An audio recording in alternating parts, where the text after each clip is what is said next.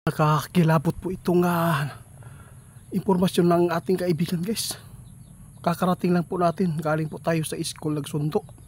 Hindi pa tayo nakapag-umpisa na uminom ng kape kasi napakahalaga po ito na mapaabot sa inyo. Pero nasa inyo na lang po ang pagpapasya nito kung maniniwala kayo sa nakita ng mga kaibigan natin. Pero isa din po ito, guys, ang nakakatakot, kaibigan. Ano po ba itong mangyayari po, kaibigan, kung ito po ang i-declare nila?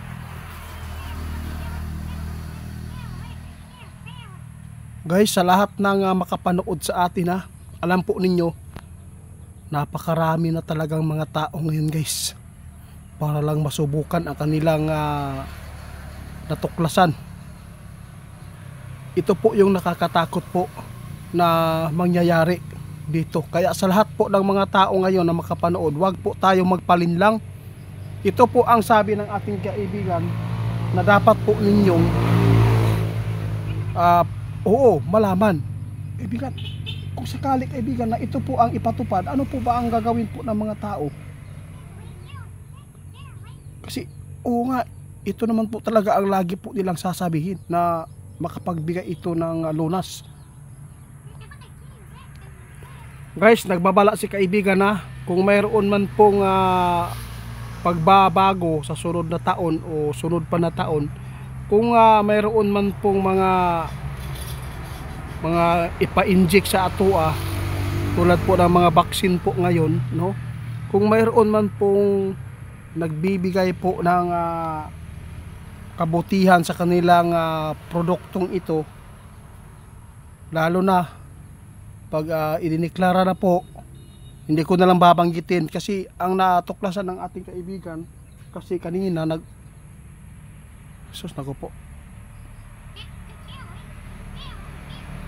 alam ko, kaibigan, kanina pa lang alam ko na ikaw ay pupunta dito. Kaya nagulat ako kasi hindi pa ako nakapag inom ng kape.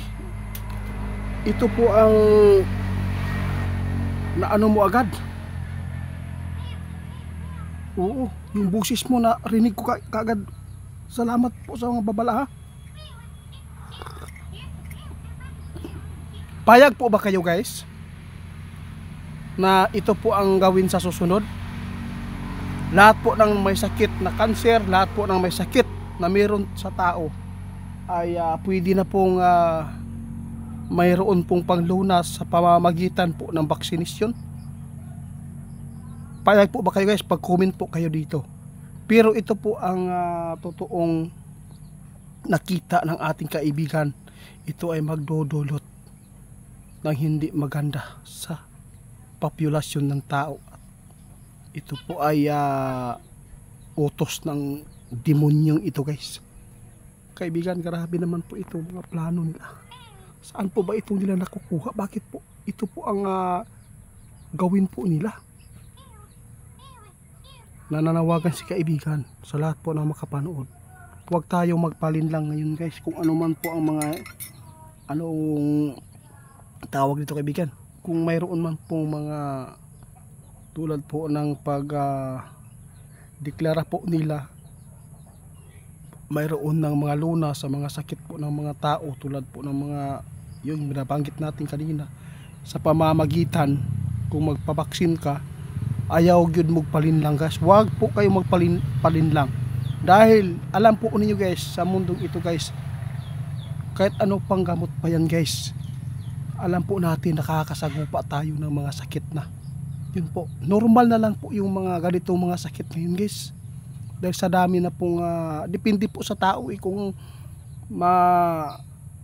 ayos ka magdala sarili mo, hindi ka bisyado, at hindi ka yung katawan mo hindi mo binugbog ng maayos, pwedeng hindi ka magkakaroon po ng sakit. Kung mayroon mang mga sakit yun, mga ano lang, katamtaman lang na hindi po delikado, di ba, kaibigan?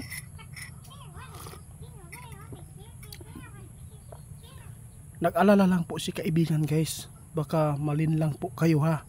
Ito po ang sinabi niya, kung mayroon man mag-declare po ng ganito dito sa mundo natin, huwag po kayo magpalinlang ngayon guys. Alam po ba ninyo kung bakit napakarami nagkasakit po ngayon? Mas lalong dumami. Akala po natin yung tinopok sa atin, sabi nila ay hindi ka daw magkakasakit po at hindi daw ka madadapuan ng mga virus. Pero anong nangyari ngayon? Mas lalo pang dumami ang matay, pati mga minor de edad. Ano po ang nangyayari dahil ano po ang sino po ang nakitaan po ngayon na dahilan? Ayaw ko lang banggitin kasi delikado tayo. Kami, si kaibigan, dito niya ipinadaan sa atin. Ako po ang instrumento ngayon sa mga kaibigan natin na ito po ang mangyayari. Kaya sa lahat po ng mga tao makapag-share nito, salamat, no? Mag-ingat tayo sa mga panlilinlang po ngayon ng mga taong makapangyarihan dito sa mundo ito. Kasi kawawa po ang mga tulad natin kung maisahan tayo. Be wise, maging matalino tayo, no? Huwag tayo magpapadala sa anumang mga alok na ikakabuti pero hindi pala totoo. Sa bandang huli ikaw pala ang mapapahamak. Guys, sana makuhaan po ninyo itong mga babala na nakikita ng ating kaibigan. Alam po ng kaibigan guys na mangyayari talaga ito. Abangan na lang po, tandaan po ninyo si kaibigan hanggat nandito tayo sa social media ngayon, no? Kung mawala man yung natin, maggawa tayo para hindi tayo maisahan.